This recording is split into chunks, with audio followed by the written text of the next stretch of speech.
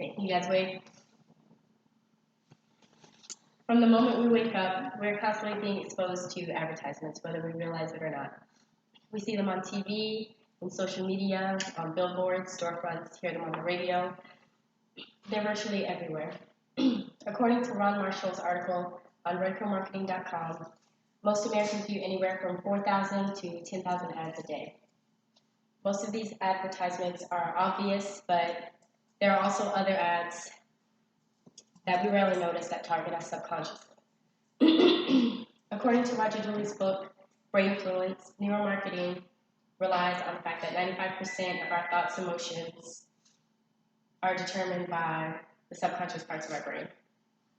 Companies use this knowledge to push marketing schemes with the sole purpose of convincing us to part with our hard-earned money and buy their products so that they can make a profit. But at what expense to us, the consumer? It's my goal that by the end of this speech, you are all more aware of how advertising negatively affects us and also how you can avoid the impact of some of these negative effects. I'd first like to start by giving just 3 reasons why you should be more mindful of how easily you allow ads to influence your purchasing power and your perceptions about different issues. The first is that advertisements encourage us to buy things that we don't need. And one way that they do this is by playing on our emotions. So here I have a few examples of ads that are emotionally charged. So this one makes you feel sadness. It says, "He's starving, we're not, it's time to share." And this is a Coke ad that says, "Open a Coke, open happiness." This one promotes disgust. This one promotes fear. And then here, this one promotes insecurity, and it says, "Are you beach body ready?" Research shows that ads that stir up emotions leaves a greater impression on people's memories and therefore has a greater chance of leading to actions or people purchasing products. According to David Frenay's article on emolytics.com, based on a research study that looked at the profit level compared between emotion-based ads and information-based ads, the emotional ads showed a profit gain that was double that of the information, of the campaigns that were purely information-based.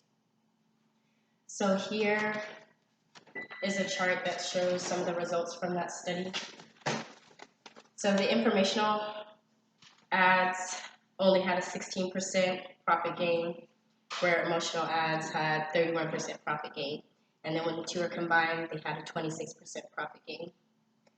So this study further demonstrates how people are more likely to make expensive purchases or charitable donations when driven by ads that are emotionally charged.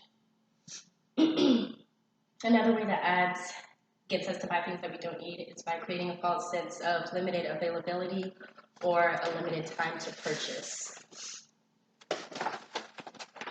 There's a well-known principle in economics that when supply is limited, demand tends to increase. Companies use this principle to their benefit when creating ads. So this tactic can be seen in promotions of limited edition sales and holiday sales. So here I have some examples of that.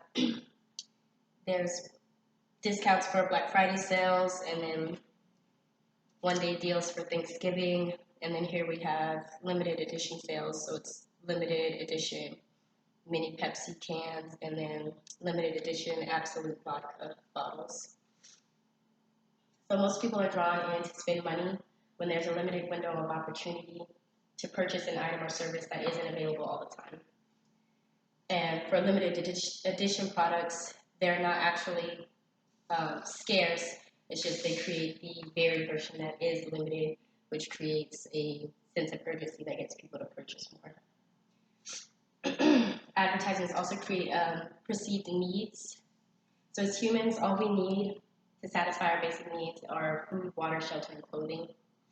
Advertisers use carefully crafted tactics to convince us that the things we want are actually things that we need, sometimes creating needs where one didn't even exist before. So one good example of that is cell phones. The cell phone industry has been very successful creating need as a want. So imagine trying to convince a millennial or anyone to go a week without their phone. It's likely not going to happen. That wouldn't have been such a far-fetched idea 2 generations ago, but most people today believe that their phones are a necessity. The only reason why we believe that to be true now is because we have been religiously sold the idea to the point where it's actually become the reality for us. Advertisements also create a sense of dissatisfaction. The core message of ads is basically that our lives aren't good enough. We aren't attractive enough, healthy enough, successful enough. Ads make us feel this way by constantly showing us what the ideal life is supposed to look like and then making us compare our own lives to those standards. The essence of advertising consumption and the way our brains works means that we are immediately reminded of what we've given up or that we could have chosen something better. Now that we know how advertisements can negatively affect us, I will now move on to what can be done to counter some of those things. So 3 things that you can do. First, being mindful of the fact that advertisers are manipulating you into spending your money and buying things that you don't need. And then setting boundaries to limit your exposure to advertisements. So you can do this by setting up ad blockers on your internet or your cell phone, purchasing TV subscriptions that don't air ads, choosing DVDs over watching TV so you're not watching any commercials, and then opting out of junk mail and junk email by calling or writing to unsubscribe from those. So, although advertisers would have us equate happiness with consumerism, buying more stuff isn't what's going to make us feel happier. Hopefully you all are now aware of how advertisements exploit our emotion wants and perceptions and are no longer enticed to chase things that ultimately leave you feeling dissatisfied, and choose instead to pursue what truly brings joy and fulfillment to our lives. Thank you.